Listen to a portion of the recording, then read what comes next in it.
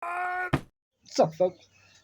So, I was been thinking about the subject of meritocracy, and once again, I saw Tim talk about how, you know, the people he wants to come on his show and the line of leftists generally don't want to because they're worried about the mob. The people that want to come on his show, he doesn't want them to because, they're basically just grifters and whatnot. And it got me thinking, if I were to ever get invited on to Timcast IRL, I hope I would respectfully decline. Not because I don't want to be on there, but because just I'm it would be an extreme imbalance. He himself would, you know what I mean, be inviting somebody with pretty much unknown onto his show. Who's the one that's getting anything out of it? There's nothing I say that somebody with a bigger following and put in a lot more work than me could say it better. And then it got me thinking. I remember back when I first started my channel. I was trying to get the attention of everybody. I was trying to get that one viral moment. La da da da da da da da.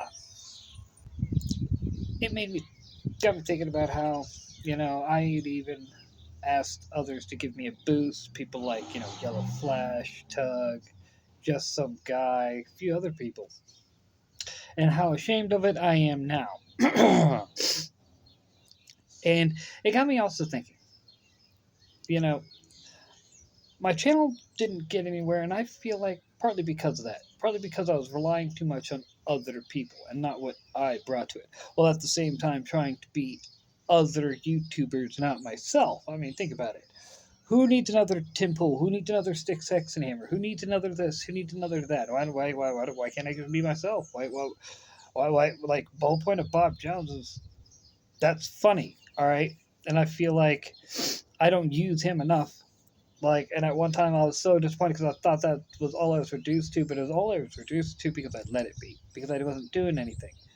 I became a joke because I let myself be a joke, if that makes sense.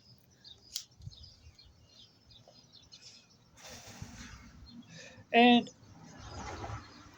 with that, it makes me really think about how, I always thought, well, because this, that, and the other, because, our group chat got leaked to the bigger YouTubers, because people want to take things out of context and not. Or maybe that has nothing to fucking do with it, and it's my own fault. For not being entertaining, for not being consistent, for letting stupid things get in up here. So you know what weightlifting is? Weightlifting is a lesson in delayed gratification. It teaches you to wait for what you want.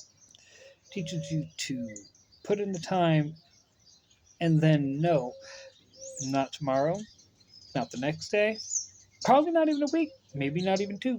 But at some point within that, like a month, you're going to start to see some change. 2 months for sure. You know what I mean? And that's whether it's YouTube or whatever it is. It is all about the work you put in.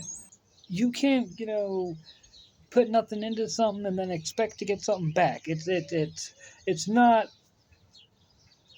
How many of y'all are Full Metal Alchemist fans? How many of y'all Full Metal Alchemist fans? How does that transmogrification, how does alchemy work or whatever? You gotta give something of equal value to get something. YouTube's the same way, bro. YouTube, anything else in life, it's all the same way.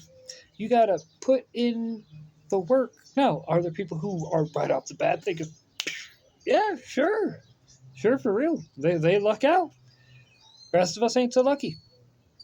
So, just remember, keep the nose to the grind, put in the work, and remember delayed gratification.